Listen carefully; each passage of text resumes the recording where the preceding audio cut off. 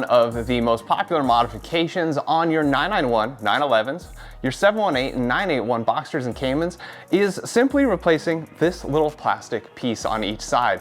Now, why would you do that? Well, when you drive this car and you hit 60, 70 miles an hour or more with one window down, the buffeting, that shaking feeling, that pulsation is unbearable. And you roll down the other window, it doesn't get much better. And so a few companies have designed little airfoils here to help minimize that buffeting. But there's a new company out there, so new that they don't even have a business name yet, but that's okay. I'm gonna tell you all about these foils that this company makes, where you can find them, and of course a detailed install because it's super easy. These might be the foils that you wanna switch to.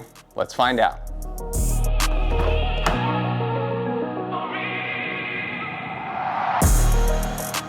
Now, I love driving this car, but man, above 70 miles an hour with this stock piece, it is intolerable. So I added airfoils. In fact, I've got probably the more popular AWE foils out there. A lot of people have them because they look pretty OEM, but they're plastic. And you know, honestly, they work pretty good around 70 miles an hour. I was pretty happy with them. There's also those carbon fiber ones that you can stick on. I honestly just don't like them. I don't think they look OEM, but I'm sure they're great on a race car, and I'm sure they work. Now, this new company by a guy named Ansem, he's an engineer, and his father Philip, who is a CNC magician, they decided to make these foils so they could enjoy their 718 on the track with less buffeting. They're currently only making them for the 718 and the 981s, but they're gonna be working on the 991 soon, and after that, 992 foils. They say they work, and they put their money where their mouth is because they gave me a set to try out and show you here on this video. Now, you don't have to take my word for it. I collected data. So I drove the car at 70, 90, and even, yeah, maybe triple digit speeds on a closed course, of course, to test out the buffeting of the stock piece, my old AWE ones, and these new ones. Now, of course, it's hard to gather good sound data on YouTube, so I've actually modified the sound of all of these equally with the same equalizer settings, just so I could highlight the buffeting sounds. I set up a microphone in the passenger seat. It's covered with a wind muff, so we don't gather wind data. We just want that buffeting, that pressure change. And it's on the passenger side, so we'll roll down the passenger side window to simulate what it'd be like for someone driving the car. All right, let's look at all three of them at 70 miles an hour. First, we'll start with the stock. Pay attention to the audio meters. How high it jumps and how often it jumps indicates the buffeting.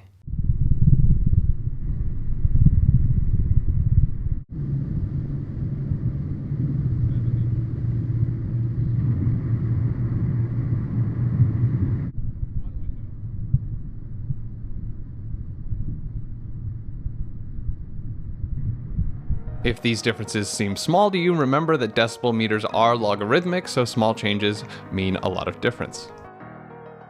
All right, now the 90 mile per hour check.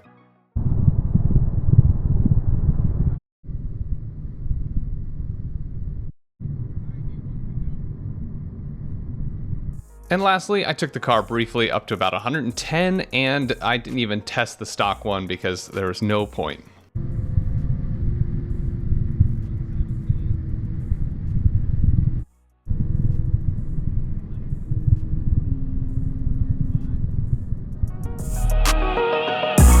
Okay, so it seems they work a little better than the other ones, but why else would you want to buy these? I'm going to tell you. So one of my complaints about the AWE foils is that they are plastic. Now, there's nothing wrong with plastic really. I mean, there's a ton of it on the GT4, but all that trim around your windows is powder-coated metal, probably aluminum, and the plastic is close, but that's one thing I love about these new foils. You see, Philip, he makes these super precise CNC machined aluminum parts for Mini Z RC cars, and they're so small that the smallest differences in machining make a big difference in the suspension parts especially. So you know these are made well and machined well and engineered well by Philip's son Ansem. They are 6061 aluminum, and the best part is they are powder coated to a finish that's gonna match that trim, at least the trim around my GT4. So if you got that black trim, yeah, it matches really well. And the machining isn't too blocky or anything. It looks very OEM or OEM plus, very sexy looking, and most important, functionality. On the backside, you're gonna see this little carbon fiber hook. That's so it can attach to the stock mounting point. And they've switched over to a hex fine threaded screw, and it's angled in just the right way to hold it nice and tight against the car. I love that these are born out of GT4 owners' passion for the track. They tested many iterations of these to get just the right minimization of wind buffeting at higher speeds like on the track. Now there's always gonna be some limit where the buffeting is gonna occur, but hey, we'll take anything we can get. You can see in the foil design how it is different and a little more extreme than the AWE foil. And this is the key to having better high-speed buffeting control. So is there a downside to these? Well, here's some things that maybe you might not like. Number one, these are a little more expensive. Being aluminum, a little more time goes into them. They're $180 with free shipping to the US. That makes them about $80 more than those plastic AWE ones. You can also have them shipped via FedEx internationally for 210 bucks. If you want to order some, just order at this Gmail address right here. Eventually, they'll probably have a website up. They're looking to make more CNC'd aluminum parts, and if you have any ideas, maybe let them know. The other downside is, well, it is aluminum and not plastic, and that means it's a bit heavier than the AWE ones. I weighed them, and you've got to decide if this difference is enough to matter to you. For me, I just won't eat that burger before I go to the track. So if you're excited about these already, I'm gonna show you how they install. It's super easy, only need a couple small tools, and it takes less than 5 minutes per side. I even did it on the side of the road when I was doing that audio testing. So let's get started. All right, to do this install, you'll need a driver of your choice and a 2.5 millimeter hex bit or Allen key that will install the new foils. To remove your stock piece, you'll need a T20 Torx bit. You'll also want a trim removal tool of some sort. I've been using this, the skin tool. It's my new go-to for trim removal, but if you use a plastic one, that works as well. To get to the screw that holds the outer triangle on, we need to remove this interior triangle. Just use your trim tool to pry up on the front edge, and it sort of turns counterclockwise and comes upward at the same time because there's a little hook at the top. Then it has some plastic that hooks it into the bottom. This is the shape, so you know what you're working with. Now we'll remove that screw with your T20 Torx, and then the outer triangle will slide upward to come off. Notice how it has a hook at the top, like your new foils. Grab your new aluminum foils and note the hook at the top. Make sure it mounts at the top of the little triangle on the door and slide it down into place.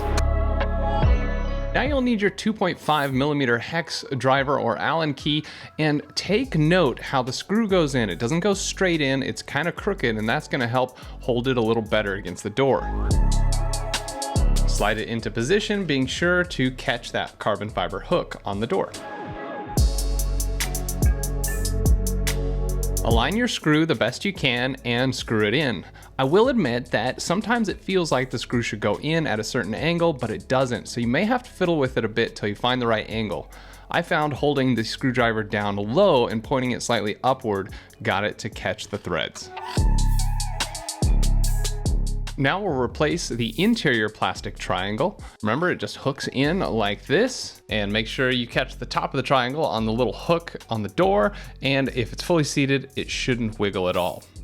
That's it. Now just repeat for the other side.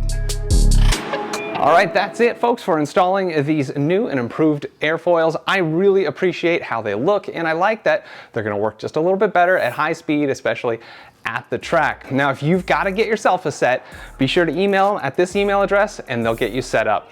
If you like this video, please show me by hitting the like button, subscribe, and consider hitting the bell to be notified of future Porsche content. Thanks so much for watching the Jeff View Only channel.